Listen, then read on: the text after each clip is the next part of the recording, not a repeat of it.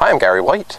And I'm Yvonne McNary. Here for Central Kentucky Television, outside here at the Channel 6 television studios in Lebanon. It's a beautiful day. Yes, it is. It's a little damp on the ground.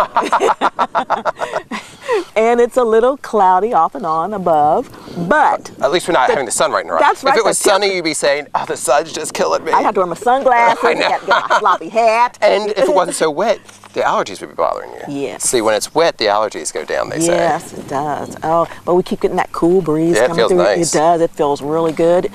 Like I told you before, Gary, we're at that point of the season where there's no heat and there's no air on in your house. So you could sort of kind of break. Some people. I can't believe it. You got air on now. I don't think there's ever a time when I don't have one or the other on. I like controlled temperature. I like temperature control, I guess. You're a control freak, Gary. Pretty much, yeah. But so you don't have anything? No. Do you open windows? Oh, no. I didn't think so with your allergies. No. That's a definitely no. For your allergies? That'll just... I can't even open the windows in my car when I'm driving. Yeah. Because it blows into my eyes, and then my eyes do all these weird things. But do you use the air in your car at this time of the year? Yes, I do. Yeah, I have to, because it gets hot in there. Well, mine just comes on automatically. We've got that automatic. You have one of them. You do too, so stop. No, I have to manually do mine. My car's a little older. Well, your other car, Gary, excuse me. Excuse me. I only have one stinking car, you know. Some of us are blessed. I understand what you're saying. Okay, good. Good. So behind us, you can see this pretty day as it's getting green and all this stuff. It's very nice. And the only thing with it getting green is the fact that the yellow stands out among the green. It's dandelions? Yeah. Do you find them pretty, or because you know they're a weed, are they ugly? I think dandelion, that bright yellow is beautiful. I think the yellow is beautiful. Yeah, they are a pretty flower. It's just they're just a nuisance. Prolific. Though. Yeah, and you can't just put them in a spot. They just take over wherever they go. Yeah. That's when the little kids, when we were little kids, you pull up the thing with all the little seeds on it and you blow to make a wish. I'm like, whomever came up with that idea, there must have been a dandelion salesperson. And your parents are going, no. Yes, exactly. Yes, because we used to get our yard sprayed, and the guy come with the stuff, put it on the yard, trying to kill off all the dandelions, and then those things would come up and we'd go and blow that, my mom would be going, oh my God, look what those kids are doing. Let's pay for another treatment. Yes, indeed. We only, we get 3 a year, so we're on a 3-year plan, Yeah, exactly. I hear you. Yeah. So today on Central Kentucky Talks with Yvonne, you have several guests that you're going to be talking to. Yes, I do, Gary. A lot of fun. I've got Michaela Epps. Yes, we have a superstar in the house. Yes, we do. Yes, Michaela Epps, who is a Marion County high school ball player and then went on to UK basketball player, and now is going to be playing with the WNBA up in Chicago. The Chicago Sky. Yes, we get to hear her story. Yes, we'll be looking for her, and I'll tell all my relatives to look for her. And because you have relatives up relatively close. I got relatives everywhere. Yeah, that's true. But I have some relatively close to Chicago, and a lot of my relatives are basketball fans. They love basketball. So they will definitely keep an eye on Michaela, see what's going on. Yes. So that's exciting. Congratulations to her for getting drafted. The first person from Marion County ever to be in a professional sports draft and be drafted. So that's pretty exciting. Yeah, very much so. And then the bookmobile lady, yes, Amanda Morganson. Yes, we had for Marion County Public Library. She goes riding around the whole time talking about that because it's Bookmobile Month. Is that right? Yes, it is. Bookmobile Appreciation Month. I always like to put appreciation on the end of it because for somebody like her who's out in that van, all the time, and it's like a little hothouse in there. I've been in those vans before, and it can be a little uncomfortable from time to time. But it's the work she enjoys, so we want to give her some appreciation for that. And all the ones in Marion, Washington, and Nelson counties who drive around in the Bookmobile. I was actually in Nelson County earlier today behind the Bookmobile. Saw them driving out towards Nazareth for the sisters out there. So they get around. Yeah, and she said that Kentucky is known for having more bookmobiles than any of the other states. Yes. Well, us in California, she said. Us in California. Right. So thank you to all the Bookmobile librarians in our area and around the world. Around the world. Yes. And then, speaking of thank you, we're going to give a little appreciation to the folks with the city, right? Yes, we are, Gary, who keep our city beautiful. Yes, indeed. Have you seen the big urns out front on Main Street that have the flowers in them? And we have the metal benches for us to sit in. And then at Christmas time, they do all those lights out there. Right down in the city of Lebanon. So we're going to have some of the city of Lebanon's folks up talking about that for it as well. Yes. And who else do we have in the store? We got Tiara.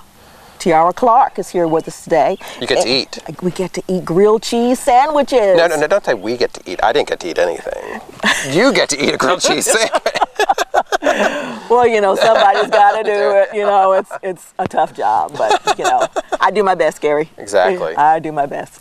And then if you're looking for history, Gemma Watts is going to be here talking about genealogy from the library as well, telling us what they have to offer. And she really knows her stuff. You know, she knows stuff about people that you never even heard of. You know, and whether who changed their names and who didn't. You know, when they came through Ellis Island or wherever else after they got their papers and all that. But the original immigrants. You know, some of the go back to your grandma, your grandpa kind of era when they were coming into the United States. The immigrant status and everyone who came through Ellis Island. Absolutely. So that's a lot of stuff coming up in store today here on Central Kentucky Talks. Yvonne gets to talk to a lot of different people. Yes, I do. Yvonne likes to talk. Yes, I do. Yes, I do, Gary. I like to talk. And that's a good thing. Yes, it is. Yeah, we also want to spotlight some individuals from our community. There's some good news that we want to share for JT Burton. That's right. From Springfield. Our friend JT, who we've had on TV for various different reasons, used to be the head coach at St. Catherine College. Yes, he was. And now he's gotten a new job, and he'll be the assistant coach at Morehead State University. Morehead State. He'll be closer to home. No. Well, St. Catherine College was pretty close to home. Yeah, it was. But then he went somewhere between. He's in Tennessee. He went to Tennessee. Okay. Tennessee. So, right. So I'm sure his mom is very pleased that he's closer to home. Absolutely. Yes. So he's going to be at Morehead State University as the assistant coach. We want to mention he was also one of our dancers. Yes, he was. For Dance for a Cause. We did Dance for a Cause. It's a fundraiser show that we did to raise money for the United Way 5 years ago. And we're doing it again this year. A brand new edition of Dance for a Cause. We're going to be doing it in May. And if you're interested in being a dancer, like JT was, just give us a call at 270-692-0237 or 502-468-7379.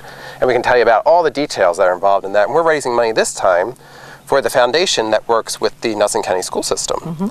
So that'll be kind of fun. Yes, it will be, Gary. It's always fun to have all these people, come out and dance or participate in something, just to get them out there and everybody gets excited. And, too, we might get JT again.